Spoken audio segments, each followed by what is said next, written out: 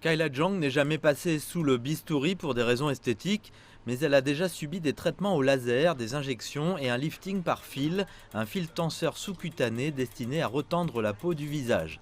La jeune femme explique qu'elle cherche à atteindre une meilleure version d'elle-même plutôt qu'un visage totalement nouveau. Il ne s'agit pas de changer mes yeux, par exemple, ce qui serait un changement extrême dans mon apparence.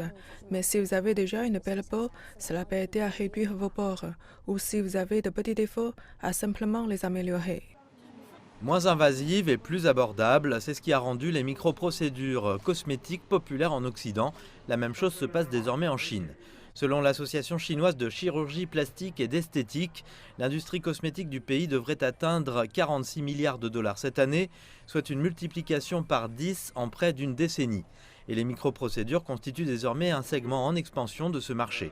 Les experts expliquent que cette évolution est poussée par les normes de beauté qui changent en permanence.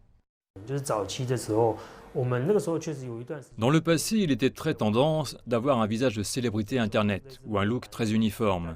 Les gens apportaient des photos en disant « je veux que vous me transformiez en ça ». Aujourd'hui, les choses ont changé. Il n'y a pas nécessairement un modèle de beauté spécifique. Les gens veulent simplement apporter de légères améliorations. Mais la réalité n'est pas complètement rose. L'augmentation du nombre de praticiens sans licence et d'opérations non réglementées suscite une inquiétude croissante. Selon les données publiées par Eye Research Consulting Group en 2019, 15% des cliniques de beauté agréées en Chine opéraient en dehors de leur champ d'activité et seulement 28% des médecins étaient certifiés. L'organisme a également indiqué que la moitié des aiguilles utilisées dans les procédures de beauté n'étaient pas conformes. Le gouvernement a par ailleurs lancé une campagne contre les pratiques publicitaires qui contribuent à la course à l'apparence, à l'instar des images avant-après.